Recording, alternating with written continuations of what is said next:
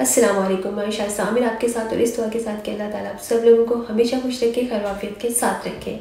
South America का एक और कंट्री जो कि आपको बिल्कुल फ्री में ई वीज़ा देगा। आप पाकिस्तानी हैं, इंडियन से बिल्कुल फ्री में इस कंट्री का ई वीज़ा लें, आपको यहाँ पर जॉब्स भी मिलेंगी और आप यहाँ का वर्क परमिट भी ले सकते हैं। इस वीडियो में आपको पूरी डिटेल बताऊंगी कि कैसे आप लोग ये ई वीज़ा अप्लाई कर सकते हैं, कौन कौन से आपको डॉक्यूमेंट्स चाहिए, कितना टाइम लगेगा और अहम बात इसमें जो है वो ये है कि इसमें बैंक स्टेटमेंट नहीं चाहिए होती। अगर आपके पास है तो अच्छी बात है और अगर नहीं है तो इसकी कोई रिक्वायरमेंट नहीं होती। और ना ही इस वीज़ा को अप्लाई करने के लिए आपको इन्विटेशन लेटर चाहिए होता है। फ़्लाइट रूट क्या होगा, आप लोग अपने होम कंट्री से इस कंट्री में कैसे जा सकते हैं, इसकी मैं आपको पूरी डिटेल बताऊंगी। आप लोग इस कंट्री में असाइलम क्लेम कर सकते हैं, असाइलम अप्लाई कर सकते हैं या नहीं, अगर कर सकते हैं तो कैसे कर सकते हैं और आपको इस असाइलम के क्या बेनिफिट्स होंगे, इसकी भी मैं आपको पूरी डिटेल बताऊँगी।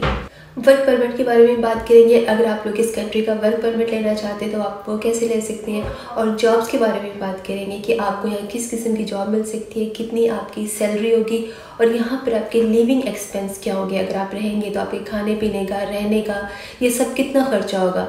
इस वीडियो में मैं आपको कंप्लीट डिटेल बताऊंगी कि आप इस कंट्री में कैसे जा सकते हैं, कैसे वहाँ पर रह सकते हैं, कैसे अपने लिविंग एक्सपेंस जो आपको पता होने चाहिए कि कितने होंगे, कैसे आप लोग वहाँ पर जॉब कर सकते हैं, कैसे आप वहाँ के डॉक्यूमेंट्स वगैरह ले सकते हैं।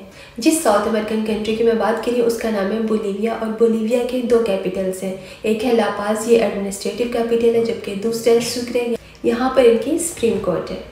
ये एक बहुत खूबसूरत कंट्री, ना सिर्फ खूबसूरत कंट्री बल्कि एक पीसफुल कंट्री है। बाकी साउथ अमेरिकन कंट्रीज़ की तरह यह क्राइम रेशियो बहुत ज़्यादा नहीं है, बहुत कम क्राइम रेशियो है।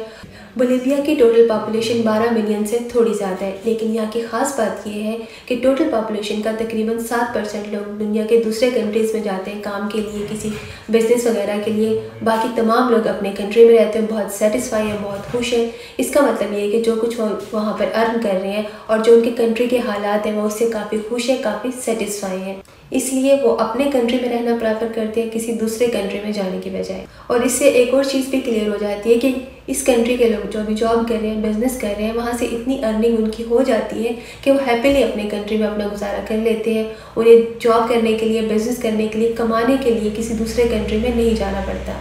और अब बात कर लेते हैं वीज़े की। पाकिस्तानी और इंडियंस के लिए ऑन अराइवल वीज़ा भी है और ई वीज़ा भी है। तो पाकिस्तानी जो है वो कोशिश करें कि ई वीज़ा लेकर जाएं, वरना पाकिस्तान में जब आप लोग ऑन अराइवल वीज़े के लिए जाएंगे तो आपको FIA तक कर सकती है। और अगर आपकी वहाँ जाने के लिए कनेक्टिंग फ़्लाइट होगी तो जिस भी कंट्री की कनेक्टिंग फ़्लाइट होगी वो लोग भी आपको परेशान करेंगे। तो बेटर है आप लोग ई वीज़ा लें।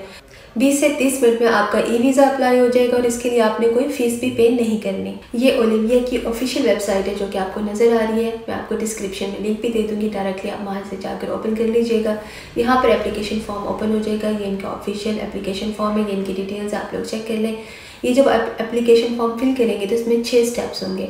फर्स्ट स्टेप में आपने अपनी पर्सनल इन्फॉर्मेशन देनी है। सेकेंड स्टेप है आपके पासपोर्ट की इन्फॉर्मेशन और थर्ड स्टेप है आपकी वीज़ा एप्लीकेशन, कौन सा वीज़ा आप लोग अप्लाई कर रहे हैं। आप लोग टूरिस्ट वीज़ा अप्लाई करें तो डेफिनेटली यहाँ पर टूरिस्ट वीज़ा आएगा और आप लोगों ने फिक्स्ड डेट बतानी है कि आप लोग किस डेट को जाएंगे और किस डेट को वापस आएंगे। फोर्थ है यहाँ पर आपने एक इमरजेंसी कॉन्टैक्ट नंबर देना होता है, इन केस अगर आपका कॉन्टैक्ट नंबर नहीं मिलता तो फिर किससे आपके बिहाफ पर कॉन्टैक्ट किया जा सके। और फिफ्थ है अटैचमेंट, यहाँ पर आप लोग अपने रिक्वायर्ड डॉक्यूमेंट अटैच करेंगे। और सिक्स्थ है आप लोग अपनी एप्लीकेशन सबमिट कर देंगे।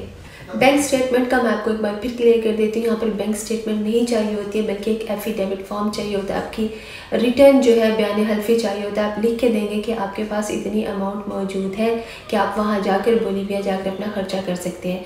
इसके सपोर्टिंग डॉक्यूमेंट्स में आप लोग अपनी बैंक स्टेटमेंट दे सकते हैं, अपनी पे स्लिप्स दे सकते हैं या बैंक का रिटर्न लेटर दे सकते हैं। कोई भी ऐसा डॉक्यूमेंट दे सकते हैं जो ये प्रूव करे कि आपके पास इतने पैसे हैं कि आप जितने दिन के लिए वहाँ पर जा रहे हैं उतने दिन का आप लोग अपना खर्चा कर सकते हैं बस। और आपकी रिटर्न टिकट चाहिए होती है। बस ये 3-4 डॉक्यूमेंट्स चाहिए होते हैं, इसके अलावा और कोई डॉक्यूमेंट नहीं चाहिए होता बोलीविया का ई वीज़ा अप्लाई करने के लिए। एक और चीज़, जब आप लोग एप्लीकेशन फॉर्म फिल कर रहे होंगे तो आपको प्लेस ऑफ एप्लीकेशन फिल करना होगी। अगर आप लोग इंडिया से अप्लाई कर रहे हैं तो आप लोग इंडिया को टिक कर देंगे। अगर आप लोग पाकिस्तान से अप्लाई कर रहे हैं तो आप ईरान को सिलेक्ट करेंगे, क्योंकि पाकिस्तान में बोलीविया की एम्बेसी नहीं है। और इसके बाद आप लोग अपनी एप्लीकेशन सबमिट कर देंगे, आपकी एप्लीकेशन सबमिट हो जाएगी। अब इसका प्रोसेसिंग टाइम कितना होगा, यानी कितने टाइम के बाद आपको बोलीविया का ई वीज़ा मिल जाएगा। स्टैंडर्ड जो टाइम है इसका वो 3 वीक्स है कि 3 वीक्स में आपको मिल जाएगा, लेकिन आपको 1 वीक में भी मिल सकता है, इससे पहले भी मिल सकता है, या फिर विदिन 3 वीक्स आपको बोलीविया का ई वीज़ा मिल जाएगा। अब बात कर लेते हैं बोलीविया में जॉब्स के बारे में। बोलीविया में आपको हर तरह की जॉब्स मिलेगी, डिपेंड करेगा आपके एक्सपीरियंस पर या आपका क्या एजुकेशन है या वॉटएवर, जो कुछ आपको आता है, जो कुछ आप करना चाहते हैं, किस कैपेबल आप हैं, वो जॉब आपको मिल जाएगी। डिलीवरी की जॉब से लेकर हाई लेवल तक तमाम किस्म की जॉब्स यहाँ पर अवेलेबल हैं और सैलरी भी उसी हिसाब से मिलती है। एक इशू हो सकता है लैंग्वेज का। ऑफिशियल लैंग्वेज यहाँ पर स्पेनिश है, इसके अलावा भी 36 लैंग्वेजेस बोली जाती हैं जिसमें इंग्लिश भी शामिल है, लेकिन ऑफिशियल लैंग्वेज स्पेनिश ही है। अब बात कर लेते हैं वर्क परमिट के बारे में कि आप लोग ई वीज़ा लेकर जाते हैं तो वहाँ पर जॉब कैसे करेंगे वर्क परमिट के बगैर। इसका तरीका ये है कि आप लोग जब वहाँ पर पहुँच जाएंगे, आप कोई भी जॉब ढूंढेंगे जो कि आपको आसानी से मिल जाएगी। जो भी आपको जॉब मिलेगी वही लोग आपको फ्री ऑफ कॉस्ट वहाँ का वर्क परमिट देंगे। और अब बात कर लेते हैं असाइलम की कि आप लोग बोलीविया में असाइलम अप्लाई कर सकते हैं या नहीं, और कैसे अप्लाई कर सकते हैं। बोलीविया वो कंट्री है जिसमें आप लोग असाइलम अप्लाई कर सकते हैं। बाकी जैसे दूसरे कंट्रीज़ में आप लोग करते हैं, सेम यूरोप में, शेंजन में या फिर कनाडा, यूएसए वगैरह में जो आप असाइलम अप्लाई करते हैं, सेम इसी तरह आप लोग बोलीविया में अप्लाई कर सकते हैं। रेफ्यूजी सेंटर है, आप लोग वहाँ पर जाएंगे, अपनी एप्लीकेशन सबमिट करवाएंगे और बाकी के जो रिक्वायर्ड डॉक्यूमेंट है वो सारे देंगे, आपकी असाइलम अप्लाई हो जाएगी। और असाइलम के बाद जो है आप वहाँ पर लीगली रहने के हकदार भी होंगे और वहाँ पर काम भी कर सकेंगे। वो आपको एक रेफ्यूजी कार्ड दे देंगे और इस कार्ड के बाद आप लोग लीगली वहाँ पर काम भी कर सकते हैं, कोई इशू नहीं होगा। असाइलम का डिसीजन जब मर्जी है 6 महीने में, 1 साल में डिपेंड करता है। और अगर आपकी असाइलम रिजेक्ट हो जाती है तो आप लोग अपील कर सकते हैं जो कि बिल्कुल फ्री में होगी। और अगर आपको लॉयर चाहिए तो गवर्नमेंट की तरफ से वो भी आपको बिल्कुल फ्री में मिलता है। और अगर आपकी असाइलम एक्सेप्ट हो जाती है तो आप वहाँ की सिटीजनशिप भी ले सकते हैं। मैं आपको सारे तरीके बता रही हूँ कौन कौन से तरीके, में किसी एक तरीके पे या असाइलम पे आपको प्रमोट नहीं कर रही कि आप यही करें, लेकिन मैं आपको सारे ऑप्शंस बता रही हूँ कौन कौन से ऑप्शंस अवेलेबल है। और अब मैं आपको इसका रूट बता देती हूँ। आप लोग इसके लिए टर्किश एयरलाइन चूज़ करेंगे। आप पाकिस्तान, इंडिया, किसी भी gulf country, UAE, Saudi Arabia, Oman वगैरह कहीं से भी जा रहे हैं तो आप टर्किश एयरलाइन का टिकट लेंगे, वहाँ से इस्तांबुल जाएंगे और इस्तांबुल से आप लोग पनामा, बोगोटा वगैरह कहीं भी जाएंगे, वहाँ से आपको ईजीली कैरेबियन कंट्रीज़ की जो है वो एयरलाइन मिल जाएगी जहाँ से आप लोग बोलीविया जा सकते हैं। टिकट आप लोग एक ही लेंगे टर्किश एयरलाइन का, बाकी सारा उसी में आप इंक्लूड होगा, आपको पता चल जाएगा। और यहाँ पर आपका रहने का खर्चा कितना होगा, अगर आप लोग किसी अच्छे बड़े सिटी में अपना 1 बेडरूम अपार्टमेंट लेते हैं तो आपको 200 से 250 में मिल जाएगा। और अगर किसी नियरेस्ट में या मेन में नहीं लेते तो 100-150 में आपको अच्छा सा 1 बेडरूम अपार्टमेंट मिल जाएगा। अगर आप लोग शेयरिंग में लेते हैं तो एक रूम आपको 40 यूरो से 100 यूरो के दरम्यान में मिल जाएगा। तो ये जी बोलीविया, जिसकी मैंने आपको सारी डिटेल्स बताई हैं, सारी ऑप्शंस बताएं कि आप कैसे जा सकते हैं, कैसे वहाँ पर रह सकते हैं और क्या क्या ऑप्शन है, आप वर्क परमिट ले सकते हैं, जॉब्स वगैरह, इसकी आपको मैंने डिटेल बताई है। मिलते हैं इंशाल्लाह नेक्स्ट वीडियो में। अपना बहुत सारा ख्याल रखिएगा, दुआओं में याद रखिएगा। अल्लाह हाफिज़।